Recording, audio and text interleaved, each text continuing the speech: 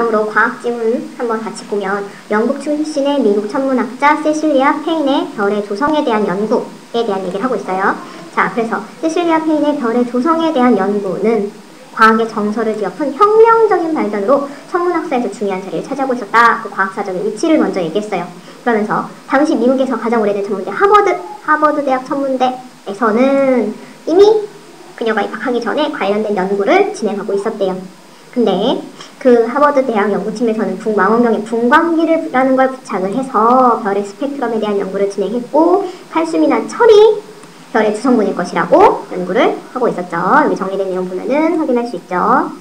자, 그 다음 두 번째 단락에서 분광기라고 하는 것으로 하버드 대학 천문대 연구팀이 어떻게 연구를 했는지 쭉 얘기를 하고 있으면서 그 사람들은 실험실에서 얻은 특정한 화학 원소의 스펙트럼, 그리고 별의 스펙트럼을 비교함으로써 별의 조성을 알아냈는데, 이를 바탕으로 당시 천문학자들은 이제 칼슘과 철과 같은 성분들이 별의 주성분이라고 얘기를 했죠. 그러나 그 천문학자들은 어땠냐면 그냥 얘네들이 별의 주성분이라고 생각을 했을 뿐 별의 성분은 정량적으로 입증할 수 없었다라고 하는 한계가 있었대요. 자, 그런데 페인은 양자 물리학과 사하의 이온화 이론이라고 하는 과학적 원리를 이용해서 별의 스펙트럼 수선을 측정하는 프로젝트에 착수를 하게 된 거죠. 그래서 세 번째 단락에서 페인의 연구가 어떤 연구인지 본격적으로 제시가 되는데, 그러니까 3번의 세 번째 단락에 초점을 맞춰서 보는 것이 이제 문제를 풀 때 매우 좋겠죠. 자, 그래서 페인은 특정 패턴이, 별의 스펙트럼의 패턴이 원자의 배열에 의해서 일어난다는 사실을 양자 물리학으로 확인을 했고, 또 사하의 이온화 이론을 이용해서 별의 스펙트럼의 차이가 주로 뭐에 의해서 이온화 상태의 차이에서 원인이 있고, 또 그것은 별의 온도에 따라 달라진다는 것을 입증했죠. 자, 그뿐만 아니라 이제 별의 구성 성분을 쭉 밝혀서 수소나 헬륨처럼 우주에서 가장 가벼운 원소로 이루어져 있다라는 것까지 밝혀내게 되었습니다. 자, 그래서 마지막 단락에서는 페인의 이런 선구적이고 통찰력 있는 연구는 저항에 직면하기도 했지만 나중에 널리 받아들여지고 이제 가장 훌륭한 논문이다라는 평가까지 듣게 되면서 별의 진화에 대한 이론의 이해의 기초를 다지는데 기여한다라고 그 의의까지 밝히면서 이제 글이 마무리되고 있어요. 그래서 전체적인 구성을 보면 세실리아 페인의 별의 조성에 대한 연구가 혁명적인 발견이었다 라는 얘기를 하면서 기존에 진행되던 연구와 그 한계를 밝히고 그 한계를 극복할 수 있는 세실리아 페인의 연구를 밝히고, 그래서 그 의의가 어떻게 진행되는, 어떤 의미가 있는지까지 밝혔죠. 자, 그래서 문제를 살펴보면 기억과 니은의 내용에 의문을 가지고 페인에 대해 조사한 것이다. 이를 참고해서 윗글을 평가한 내용으로 가장 적절한 것을 골라라 라고 했어요. 기억과 니은의 표현을 보면 기억에서 영국 출신의 미국 천문학자 세실리아 페인이라고 되어 있죠. 영국 출신인데 미국의 천문학자가 되었고, 그리고 니은에서는 그녀가 입학하기 전에 이미 여성팀이 고용되어 있어서 관측치, 기록, 정리, 계산이라고 하는 단순 노동을 하고 있었다라는 내용이었죠. 자, 그래서 문제로 다시 가보면 보기에 페인은 옥스퍼드 대학에서 물리학을 전공했지만 학위를 주지 않았고, 또 하버드에 가서도 공식적인 지위가 없고 낮은 지위와 임금 때문에 이제 많은 고생을 하다가 이런 연구 성과를 이런 것들을 다 이런 어려움을 극복하고 연구 성과를 낼 수 있었던 거잖아요. 근데 본문에는 그런 내용들이 하나도 반영이 되어 있지 않기 때문에 2번에서 말하는 것처럼 과학의 정설에 의문을 가진 여성으로서 당할 수밖에 없는 부당한 처우, 그것을 구체적으로 보여주지 못했다는 내용이 가장 적절하게 되겠죠. 지위도 없고 낮은 지위와 임금 때문에 고생을 하게 됐으니까요. 그쵸? 이렇게 연결을 지어볼 수 있겠습니다. 자, 그럼 두 번째 문제로 가서, 자, 페인의 연구 활동을 추정해보았다. 내용으로 적절하지 않은 것은 했어요. 페인의 연구 활동은 주로 세 번째 문단에 제시가 되어 있었는데, 페인의 연구는 두 가지 과학적 원리에 의해서 진행이 되었죠. 양자 물리학과 이온화 이론이요. 자, 그래서 1번 물질을 정량적으로 밝히기 위해서 분광기의 스펙트럼 수선을 측정하는 방법을 찾아봐야 되겠다. 이게 가장 기본적인 페인의 연구 방법이었고, 두 번째, 스펙트럼이 전자 배열에 의해서 결정되고 고온에서 전자가 원자를 이탈해서 이온이 생긴다는 사실까지 이제 양자 물리학에서 이온화 이론을 이용해서 양자 물리학과 이온화 이론을 이용해서 밝히게 되었죠. 자, 그 다음에 그래서 3번에 별의 스펙트럼은 원자들의 이온화 상태에 따른 것이고 이온화 상태는 별의 구성 성분에 따라 달라진다 라고 얘기했는데, 별의 구성 성분이 아니라 별의 온도에 따라서 달라진다 라고 얘기를 했죠. 그렇기 때문에 지금 3번의 구성 성분에 따라 달라진다라는 얘기가 틀리게 되겠죠. 이게 그래서 적절하지 않은 정답이 됐었습니다. 자, 그러면서 4번에 보면 스펙트럼 흡수선에 18개 원소의 상대적인 양을 계산하고 별들의 구성이 거의 같다는 사실을 알게 되었어. 마찬가지로 세 번째 문단에서 그녀는 18개의 원소의 상대적인 양을 계산했으며 별의 조성이 거의 차이가 없다는 것을 보여주었다. 여기서 확인할 수 있고요. 5번에 태양의 주성분은 철과 같은 무거운 원소가 아니라 수소와 헬륨 같은 가벼운 원소들이야. 방금 봤던 부분과 같이 이제 수소와 헬륨, 우주에서 가장 가벼운 두 원소로 이루어져 있다는 놀라운 사실을 발견하게 된다. 그래서 확인할 수가 있었습니다. 이렇게 페인의 연구 활동이 세 번째 단락에 집중되어 있기 때문에 지문을 읽을 때 페인의 연구 활동에 주된 내용들이 담겨있는 그 문단에 주목해서 독해를 하게 되면은 문제를 풀 때 도움이 되겠죠. 자, 그 다음 걸 보면 터치스크린은 하고 시작하고 있죠. 이것도 터치스크린에 대해서 설명하고 있는 과학 지문인데 터치스크린은 하면서 바로 화제를 제시했죠.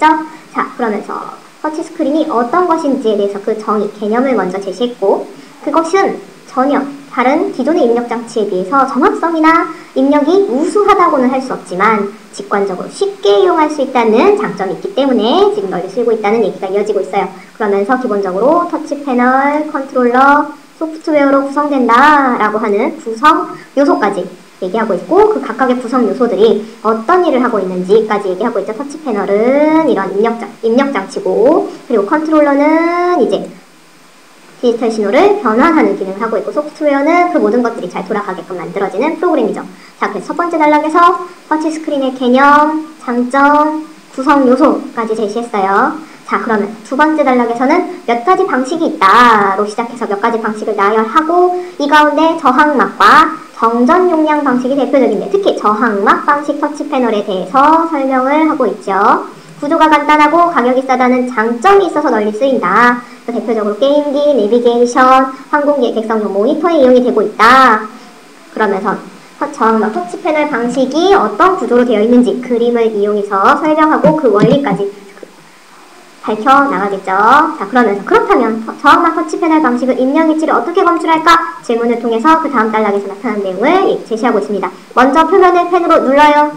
누르면 전도막이 휘면서 접촉이 일어나고 접촉한 부분에 전기가 흐르게 되고 그 위치에 따라서 전압의 값이 변화하면은 이제 이 부분에 이 전압을 측정해서 X좌표의 위치가 나오게 되겠죠. 이게 이제 입력 위치를 검출하는 순서.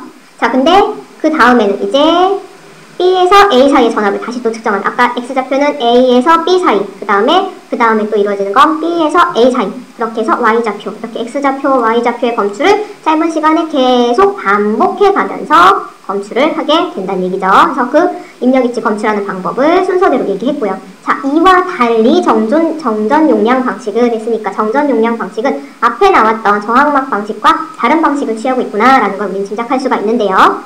겉표면에 렌즈, 전극 필름, 액정, 셋을 붙여서 그 사이에 공간을 없앤 것으로 했으니까 앞에 나왔던 저항막 터치 패널 방식은 투명 전도막 사이에 0.1mm 정도의 공간을 사이에 두고 있는 반면 지금 정전 용량 방식은 그 사이에 공간을 없앴다라고 하는 차이점이 있죠.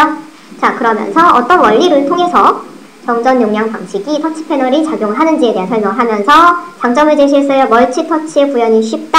그래서 앞으로 사용이 확대될 것으로 전망된다. 그리고 내구성이 좋고 수명이 길다. 하지만 그러나 제조 공정이 복잡하고 비용이 많이 든다는 단점이 있다.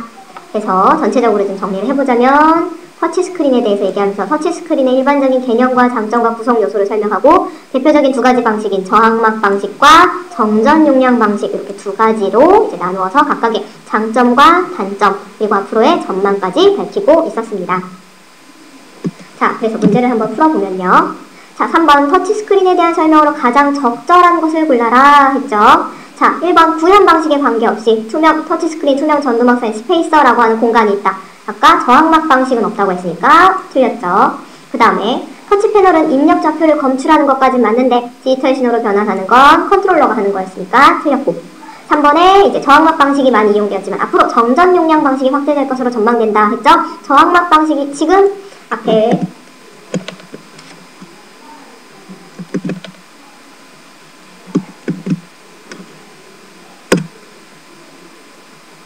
정전 용량 방식 사용할 때 멀티터치의 구현이 쉬운 장점 때문에 사용이 확대될 것으로 전망된다 라고 이제 앞부분에 나와 있었어요.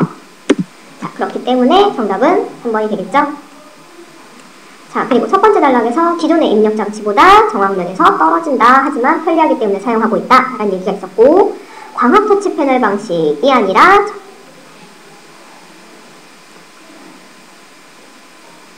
저항막 터치 패널 방식이었죠. 구조가 간단하고 가격이 싸다는 이점 때문에 가장 널리 쓰이고 있는 것은. 그래서 우리가 옛날에 스마트폰 쓰기 전에 피처폰이라고 해서 터치폰이 있었죠. 그 폰은 이제 누르는 걸로 이제 화면이 인식이 됐었잖아요. 그거는 저항막 방식이었고, 이제 스마트폰으로 하면서 이제 멀티터치를 해서 늘렸다 줄었다 하는 것들이 좀 자유롭게 되게끔 하려고 이제 바뀌면서 우리가 지금 쓰는 스마트폰이 지금 저항막 방식이 아니죠. 정전 용량 방식으로 되어 있는 거죠. 지금 쓰고 있는 휴대폰의 액정을 생각을 하면서 읽으면 쉽게 풀릴 수 있는 문제였어요. 자, 그래서 4번으로 이어서 보면 A를 바탕으로 해서 보기를 이해한 내용으로 적절하지 않은 것을 고르라는 문제였는데, A는 지금 A 부분은 저항막 터치 패널 방식의 입력 위치 검출 방법이었어요. 그 순서는 얘기했었죠. 누르면 접촉이 일어나고 전기가 흐르면서 전압의 값이 변화한다고 되어 있어요. 변화한다는 말에 주의를 해야 되는데, 변화한다는 얘기는 어떤 게 생겼다는 얘기가 아니라 있던 값이 변화했다는 얘기죠. 그러니까 우선 전압이 아예 없었던 것은 아니다 라는 얘기가 전제로 깔려있다는 거예요. 그리고 두 번째 단락의 마지막에 보면 이미 투명 전도막에는 각각 X축, Y축 방향으로 전압이 가해진다. 이 가해진 전압이 변화하게 되는 걸 확인해 볼 수가 있죠. 자, 그런데 1번에서 A는 입력이 이루어지지 않은 상태로 투명 전도막에는 전압이 가해지지 않는다 라고 했으니까 적절하지 않은 것이 되겠죠. 전압이 이미 가해지고 있는 상황에서 전압의 변화만 일어나게 되는 것입니다. 자, 그 다음에 윗글을 읽은 성원이가 스마트폰을 구입하기 위해서 매장을 찾았을 때 성원이의 반응으로 적절하지 않은 것을 고르는 문제였는데요. 점원이 스마트폰을 권해주는데 조금 비싸지만 반응 속도가 굉장히 빠릅니다 라고 얘기했죠. 비싸지만 반응 속도가 빠른 것은 그렇죠. 저항막 방식이 아니라 정전 용량 방식이죠. 그러니까 1, 2, 3, 4, 5번에서 정전 용량 방식이랑 관련이 없는 것을 골라주면 되는데, 아까 말했다시피 두 개의 필름 사이에는 정전 용량 방식은 일정한 공간을 두지 않는다고 얘기했으니까 4번이 적절하지 않은 것이 되겠죠. 자, 그 다음 지문, 인문 지문으로 넘어가서 지금 스키마에 대해서 얘기를 하고 있어요. 스키마라는 건 배경 지식이라고도 하죠. 그래서 글 제일 처음부터 보면은 국어 선생님들은 글을 읽기 전에 글과 관련된 배경 지식을 끄집어내 글의 내용을 구성하는데 적극적으로 활용하라고 한다 라고 해서 일상적인 상황에서 적용해서 중심 화제를 이끌어내고 있죠. 자, 그러면서 배경 지식이란 무엇일까? 라고 물어보면서 배경 지식이라고 하는 화제에 대한 개념을 이끌어내고 있어요.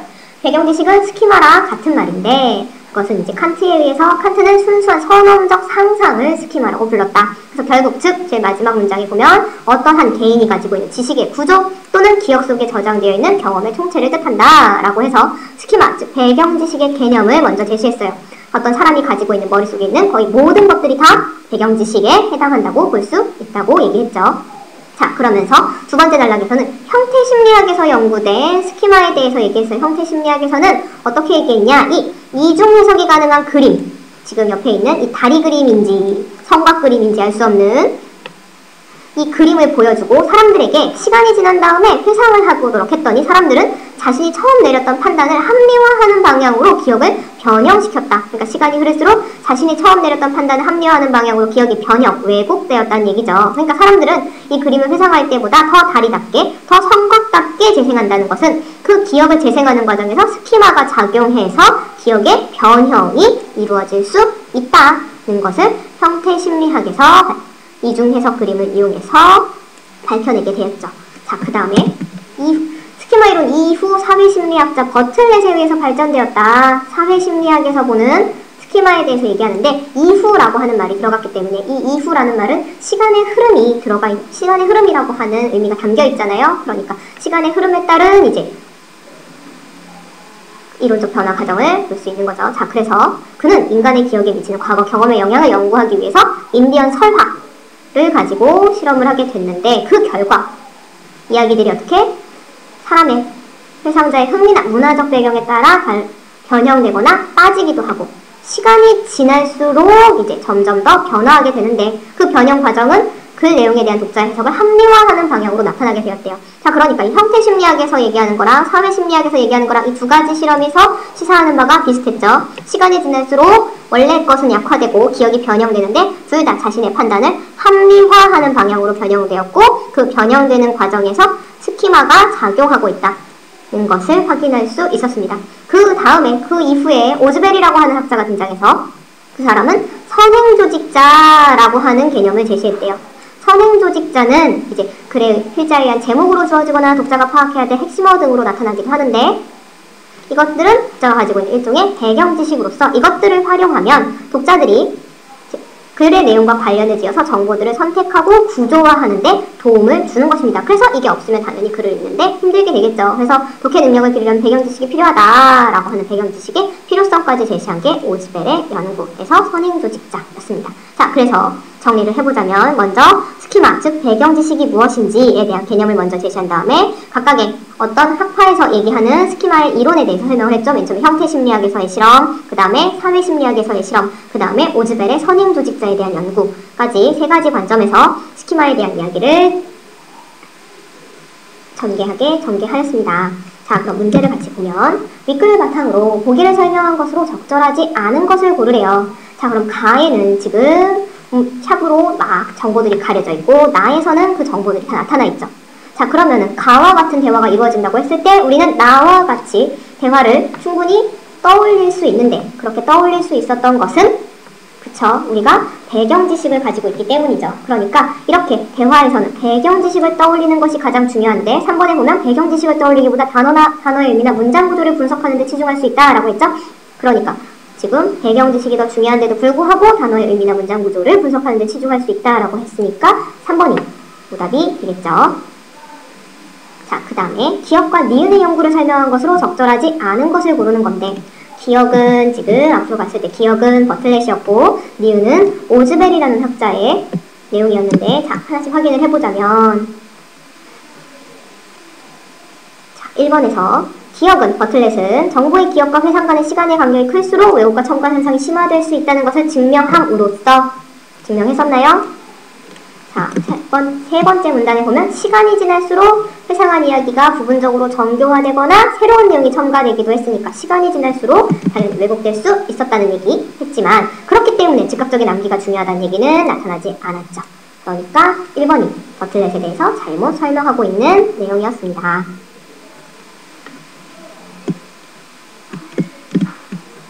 자, 그 다음에 8번에 보면 보기를 참고해서 독자가 레슬링 선수라고 가정했을 때 지그시 기능을 독해 과정으로 설명한 것으로 적절하지 않은 것을 고르라는 문제입니다. 자, 그래서 보면은 실험 글을 보면은 이제 토니는 매트에서 천천히 일어나면서 빠져나갈 궁리를 했다. 잠시 망설이는 생각에 잠겨있는데 그를 붙잡고 있는 잠금장치라는 얘기가 나오죠. 근데 이 잠금장치라고 하는 단어는 레슬링에서 목조르기로 해석될 수가 있다고 합니다. 자, 그러니까 지금 레슬링이라고 하는 어떤 개념을 알게 된다면 우리가 나머지 다른 것들은 다 레슬링과 관련된 상황으로 인식할 수가 있겠죠. 자, 그러니까 이 레슬링이라고 하는 것이 상위 정보 그리고 여기에 나타나 있는 하나하나의 단어들이 하위 수준의 정보가 되겠죠. 자, 그러니까 4번에 나와 있는 말처럼 하위 정보들이 아닌 상위 정보에 의해서 레슬링이라고 하는 상위 정보에 의해서 그 전체 해석 방향이 결정이 되게 되면 매트, 붙잡히다, 타이밍, 물리다와 같은 하위 수준의 정보들이 모두 다 관련된 개념으로 포섭될 수 있게 되는 거죠. 상위 개념에 의해서 하위 개념들이 포섭되는 거지 하위에 의해서 상위가 포섭된다는 얘기는 이제 거꾸로죠. 잘못된 부분이니까요. 그러니까 4번이 정답이 되겠습니다. 자, 그 다음에 또 인문 지문인데요. 보면 봅시다. 인간 본성에 대해 철학에서 내놓은 가장 많은 답변은 인간은 이성적 존재라는 것이다. 아, 이성적 존재라고 하는 인간에 대해서 얘기하고 있다. 자, 이것을 뭐라고 부른다? 이성중심주의라고 부른다. 그래서 이성중심주의에서는 인간을 세 가지 측면에서 파악한대요. 첫 번째, 수학적인 존재. 두 번째, 도덕적인 존재. 세 번째, 언어적 존재. 이렇게 세 가지로 나눠놨죠. 그러나 이러한 생각은 비판에 직면하게 되었대요. 왜? 정서, 감정, 상상력, 욕구, 욕망 같은 것들을 비이성적으로 치부해서 인간 본성에 배제했다는 것이 첫 번째 비판.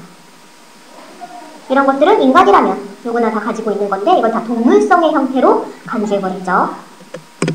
그리고 이러한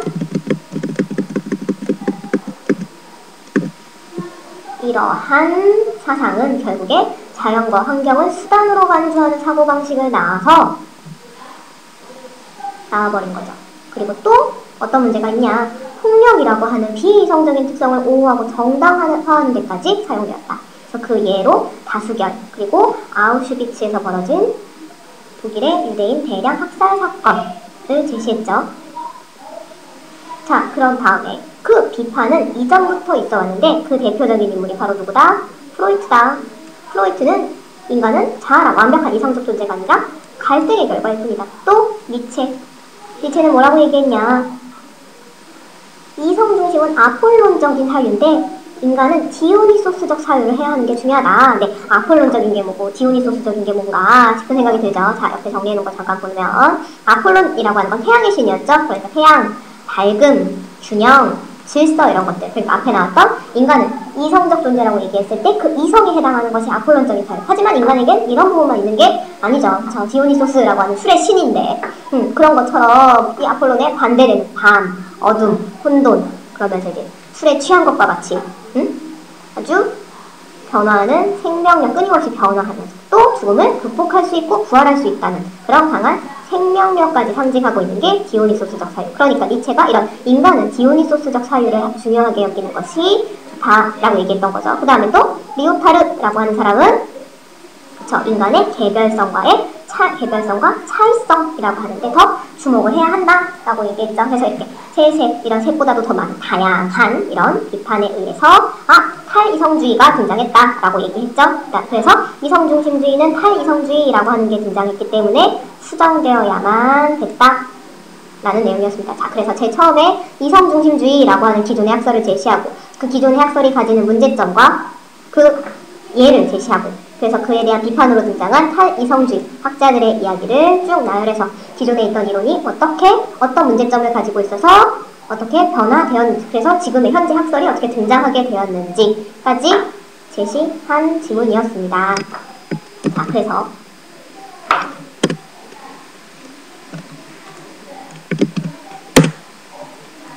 페이지의 문제를 보자면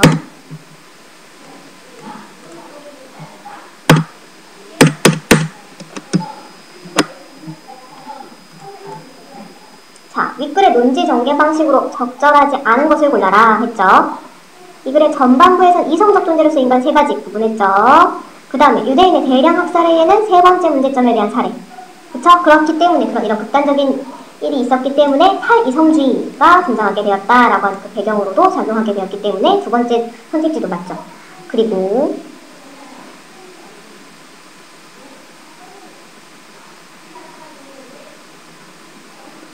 세 번째, 그 전반부에서는 그 둘의 장단점을 비교 내조하고 후반부에서는 시간적 흐름에 따라서 변화한 역사들의 사건을 제시하는 방식이라는 건 없었죠.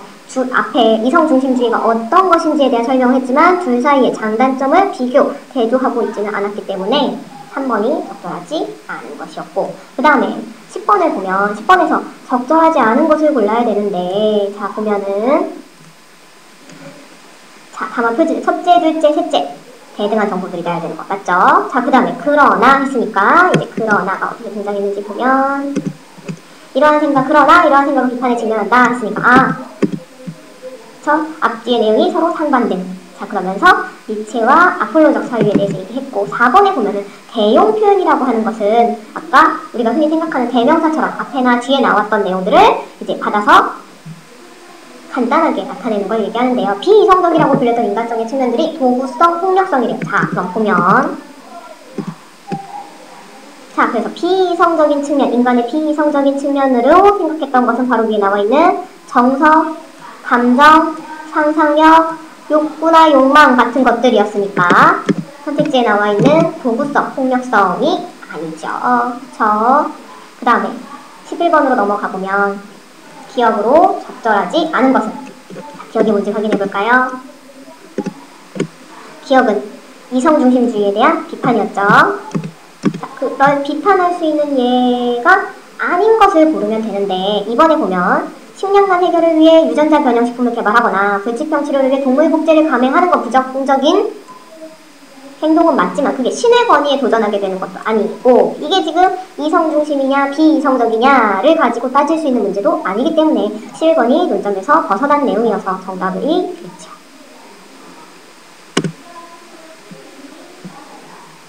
자, 그 다음에 앞에 나왔던 이성이냐 비이성이냐랑 비슷한 내용인데 자, 사람들의 감정에 대한 얘기예요. 사람들은 일반적으로 감정을 느낌이라고 생각한대요. 일반적인 사람들의 생각, 통념을 제시했죠. 하지만 그 느낌은 저 감정이라고 동일시할 수는 없대요. 그래서 그 예를 제시했고 그 다음에 두 번째 단락에서 그래서 감정은 무엇이다? 행동이나 행동 경향이다 라고 얘기했어요. 하지만 그것은 문제가 있대요. 세 번째 단락에서. 왜? 서로 다른 여러 감정들이랑 연결될 수 있기 때문인 거죠. 자, 그래서 또 다른 특징으로 생리적인 반응에 대해서 얘기를 했죠. 하지만 생리적인 반응들도 감정의 요소일 뿐 그 자체로 감정은 아니래요. 최근 들어서 가장 널리 받아들여지는 것은 판단이론. 판단이론이라고 하는 것은 판단의 근거가 되거나 이 판단 자체가 감정일 수 있다는 것이다. 그래서 물론 이것이 감정이라고 하는 게 극단적일 수 있지만 어때요? 감정은 어떤 종류의 판단을 포함하는 것은 분명하기 때문에 지금 현재 판단이론은 감정이 무엇인가? 라는 물음에 대해서 정답이 될 수가 있다고 합니다. 자, 그래서 감정에 대한 여러 가지 관점을 예시하고 있는 제일 처음에 가장 사람들이 널리 생각하고 있는 통념인 감정은 느낌이다. 그 다음에 행동이다. 이게 아니라 이게 아니다. 문제점 제시하고 그 다음에 생리적인 반응이다. 또 판단이론이다. 그래서 그 판단이론이 가장 좋은 답이 될 수 있다는 얘기까지 제시했죠. 자, 그러면 이제 문제를 본다면 반응으로 적절하지 않은 것을 골라라 했죠. 추상적인 개념인 감정은 예를 들어서 이해하기 쉽게 얘기하고 있고 통념으로 받아들이고 있는 감정에 대한 견해를 분석했고 특정 견해의 한계를 근거를 통해서 감정을 느낌이라고 본다던가 생리적인 반응이라고 보는 것에 대해서 근거를 제시하고 있습니다. 하지만 이게 변화 과정이지는 않겠죠. 그러니까 4번이죠. 자, 그 다음에 13번에 보면은 밑글을 읽고 학생이 떠올린 경험이다. 내면화하기 위한 생각으로 적절하지 않은 것을 골라라 했어요. 자, 근데 마지막에 만세를 불렀는데 감정과 별도로 존재하는 본능적으로 만세를 불렀다기보다는 이겨서 기뻤기 때문에 만세를 부른 거죠. 그렇기 때문에 이제 만세를 부르는 감정이 그런 행동이 감정과 별개로 존재하는 본능적인 것이다 라는 설명이 드리게 되겠죠. 자, 그 다음에 14번에 기억의 이유를 설명한 것으로 적절한 것을 고르래요. 기억의 이유.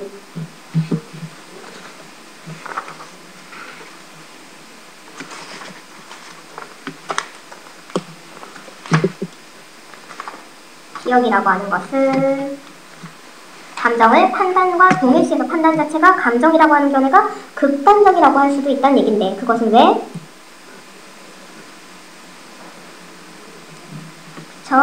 이것들이 다 앞에 나왔던 것들이 다 감정의 중요한 요소처럼 보였기 때문이죠. 그것들을 설명하지 않고 있기 때문에 판단이론이 비판을 받고 있었던 거지요.